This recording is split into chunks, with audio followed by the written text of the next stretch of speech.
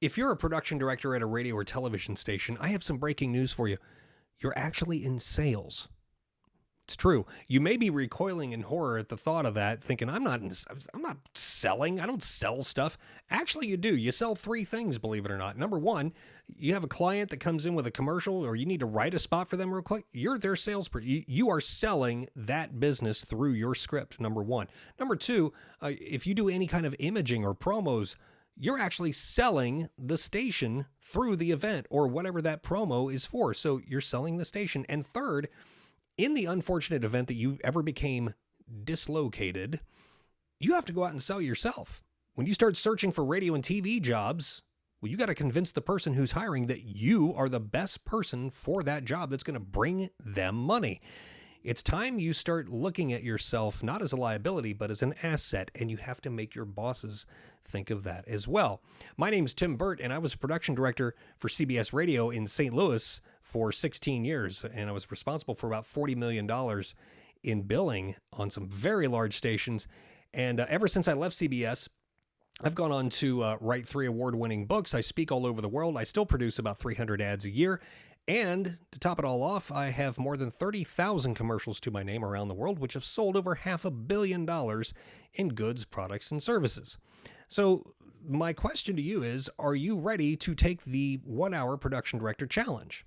Because the reason I ask that is because I know that one of 3 things about you is probably true if you're still watching this, and I hope you are. Number one, if you're a production director, maybe you went to some sort of a school or a university to learn about the technical side of producing audio and video, and you like doing it and you want to get better at it. Category number 2 is maybe you didn't go to school, but you want to move up to a bigger market someday, and so you're looking for training, but you don't know where to turn, or it's also confusing.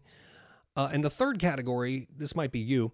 I've seen this a lot in the very small markets where you're a production director by default. In other words, whoever was doing production left or got fired or they quit, and the job was never filled. So the boss came to you one day and said, hey, I know you do 90 things here a week, but guess what? You're going to do 91 now. You're going to be production director. And you have no idea where to turn.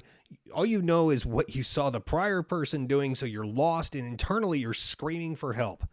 That is why I created the 1-hour production director challenge, where we're going to cover 3 very, very important topics. And by the way, this is absolutely free. This is a Zoom call. The first category we're going to cover is copywriting. I know what it's like. You got a client that comes into your studio. They have no idea what to do. They have no script. Your salesperson is just absolutely beside themselves because they have no idea what to write, and they look to you for help. I'm going to show you some ways to write a very effective script very, very quickly. The second thing we're going to cover is voicing scripts. If you've never had voice lessons in your life, I'm going to give you a couple of really, really quick tips to start improving your reads. And if you want to make money in voiceovers and you want to start doing that and improving your reads and sounding major market and making not every spot sound like it's the greatest thing ever, I'm going to give you some very, very quick tips on how to do that. And the third thing we're going to cover is the world of intellectual property. I hear commercials in major markets. I'm talking New York, LA, Chicago to this day that I guarantee you are violating copyright and trademark using Google as a verb. Can't do it. Did you know that? It's true. You can't do that. Using music. What happens when a client says, oh, I want to use this song from 20 years ago or 10 years ago or today's number 1 song in my commercial? How do you gently tell them you can't do that because you could get sued and we could get sued? So that's no bueno, but there are ways to do it. So that's what we're going to cover. And you might be saying, why are you harping so much on this intellectual property stuff and copyright? Well, I will tell you, I actually have copyrights from the Library of Congress from music that I've written for TV shows and other pieces.